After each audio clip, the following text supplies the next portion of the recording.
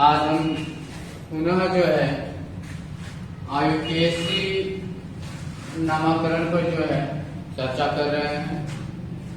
पिछले वीडियो में मैंने जो है आप लोगों को IUPAC किस प्रकार से बनाया जाता है, उसके नियम क्या होते हैं, उसके विषय में मैंने पिछले वीडियो में चर्चा की है।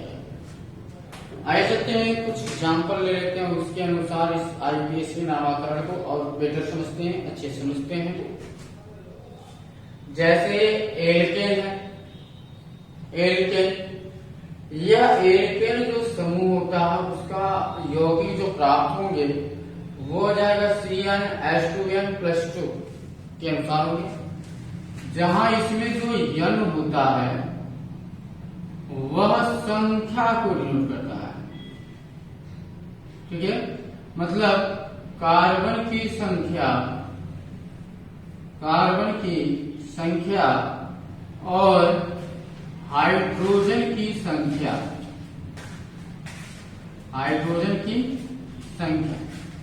को बताता है, ठीक है।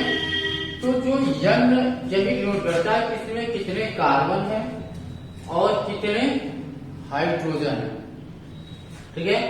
तो ये ध्यान दीजिए जो है, तो यह यन इसकी संख्याओं को बताने का कार्य करता है, क्लियर हुआ। अब इसमें जो है जो ये कार्बन आपकी पहचान कैसे करेंगे कि ये एल्केन समूह का ही सदस्य है। जैसे कोई श्रृंखला दे दिया, लंबी श्रृंखला दे दिया, विस्तार कर दिया जो है, तो कैसे पहचान चलेगा कि ये एल्केन सदस्य है। तो देखिए कार्बन और कार्बन यदि इनके बीच जो है एक बंध जुड़ा हुआ, एकल बंध जुड़ा हुआ, समझना क्या जुड़ा हुआ, एकल बंध द्वारा ये जुड़े हुए हों, तो ये आपका एल्केन समूह कहलाता है, ठीक है। अर्थात इसी बंध में मतलब एकल बांध जो है उसका जो नाम होता है वो क्या होता है, एन होता है। और एल्क जो होता है वह श्रृंखला नहीं होता है। जैसे एक कार्बन की श्रृंखला आ गई तो मेथ हो जाएगा, दो कार्बन की श्रृंखला आएगी एक हो जाएगा, तीन कार्बन की श्रृंखला आएगी आपका प्रोप हो जाएगा, अब चार कार्बन की श्रृंखला आएगी तो उसका नाम हो जाएगा आपका जो है ब्यूट हो जाएगा।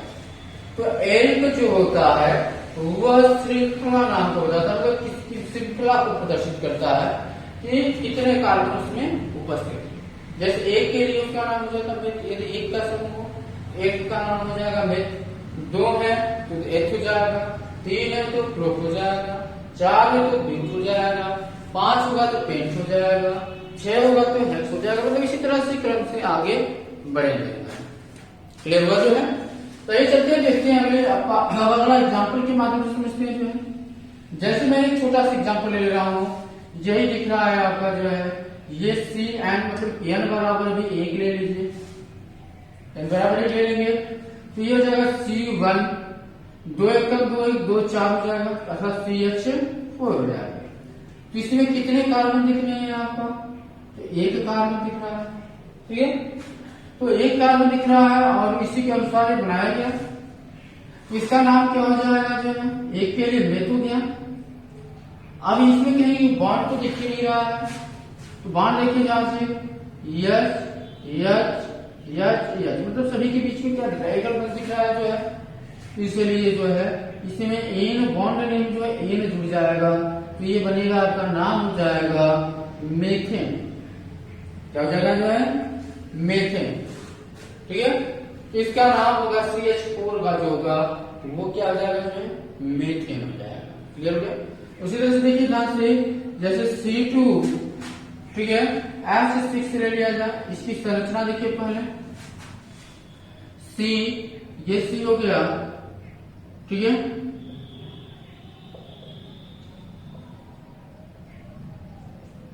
ये इसकी संरचना को प्रदर्शित कर दिया गया। तो देखिए ध्यान से किसी में कितने कार्बन है, एक है और दो कार्बन। तो दो कार्बन के लिए एक समूह का नाम क्या होता है, एथो का। तो ये हो गया आपका जो है एथ हो गया। अब इसमें कौन सा बांड जुड़ा हुआ है, एकल बांड जुड़ा हुआ है, इसलिए लिखेंगे एथ धन ई, तो क्या हो जाएगा ये जो है एथेन हो जाएगा। क्या हो जाएगा? एथेन। क्लियर हुआ? तो C2H6 का नाम ये हो जाएगा आपका जो है एथेन होगा। उसी तरह से नेक्स्ट एग्जांपल देखिए कैसे दे दिया। CH3 CH2 CH2 अब CH3 ये दे दिया। CH3 CH2 CH2 CH ये दे दिया है। तो इसके लिए ध्यान दीजिए जो है इसमें कितने कार्बन, एक है, दो, तीन और चार कार्बन है। चार कार्बन है तो एल के मतलब एल के समूह के लिए इसका श्रृंखला नहीं क्या हो जाएगा? जो चार कार्बन के लिए ब्यूट हो जाएगा। ये हो जाएगा आपका जो है ब्यूट। और इसमें जो है बांड कौन सा जुड़ा है? एकल बांड जुड़ा है, इसलिए एन जोड़ देंगे तो ये हो जाएगा जो है ब्यूटेन। क्या हो जाएगा? जो है ब्यूटेन हो जाएगा। क्लियर हुआ? जो है उसी तरह से कुछ श्रृंखलाएं आपकी बढ़ती हैं।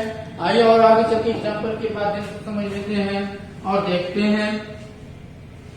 ठीक है बच्चों, आइए आज आगे देखते हैं। जैसे और एग्जाम्पल ले लिया जाए जो है, जैसे इसमें दे दिया जो है, ठीक है, CH3 CH2 CH CH3 CH CH3 CH3 अब ये दे दिया जो है, ठीक है, यह समूह दे दिया। अब इसका नामकरण कैसे करेंगे जो है, तो मैंने अब देखिए कुछ पॉइंट मैंने बताया था कि कार्बन की सबसे लंबी श्रृंखला को पकड़ने का कार्य करेंगे। तो कार्बन की लंबी श्रृंखला 1 2 3 4 5 इस तरह से भी हो रहे हैं। यहाँ से लीजिए 1 2 3 4 ही हो रहे हैं। यहाँ से 1 2 3 4 5 की लंबी श्रृंखला बन रही है, इसलिए 5 कार्बन को ही हम लेंगे। क्लियर हो गया? जो है कितने कार्बन को लेंगे हम? जो है 5 कार्बन को लेकर ही हम इसका नामकरण करेंगे। तो ध्यान दीजिए जो है, तो 5 कार्बन गया तो एल के समूह में देखिए आपका 5 कार्बन के लिए क्या होता है? पेंट होता है। तो पेंट हम लिखेंगे, लेकिन इसके पहले भी कुछ बातों को ध्यान दिलवाया थे जो है कि कुछ कार्बन इसमें देखिए पार्श्व श्रृंखला में जा रहे हैं। ठीक है, किस श्रृंखला में जा रहे हैं? पार्श्व श्रृंखला में जा रहे हैं। तो अब इसके नामकरण को हम करेंगे। पहले तो मैंने बताया था कि एक ही श्रृंखला जो है बाहर जा रही हो तो कार्बन के नंबर के साथ डाई लगाएंगे। 2 यदि है, यदि 3 है तो ट्राई लगाएंगे, 4 हो तो टेट्रा लगाएंगे, 5 हो तो पेट्रा लगाएंगे, 6 आ जाएंगे। लेकिन 4 या 5 से अधिक बेटा नहीं है। तो इसको ध्यान दीजिए जो है, तो ये किस कार्बन से जुड़ा हुआ? दूसरे से जुड़ा हुआ है। किस वाले किस जुड़ा हुआ? तीसरे से जुड़ा हुआ है। तीसरे लिखेंगे 2 3 डाई मेथिल, 2 3 डाई मेथिल। अब कितने कार्बन जुड़े हुए हैं? आपके जो 5 कार्बन है, तो 5 के लिए आपका हो जाएगा पेंट हो जाएगा। और कौन सा बांड जुड़ा हुआ है? एकल बांड जुड़े हुए हैं, तो ये धन ईन हो जाएगा। ये हो जाएगा आपका जो है 2 3 dimethyl pentane, 2 3 dimethyl pentane हो जाएगा इसका नाम जो है। तो क्लियर हुआ जो है। तो इसी तरह से एक आध एग्जाम्पल और दे रहे हैं आपको जो है, ध्यान दीजिए।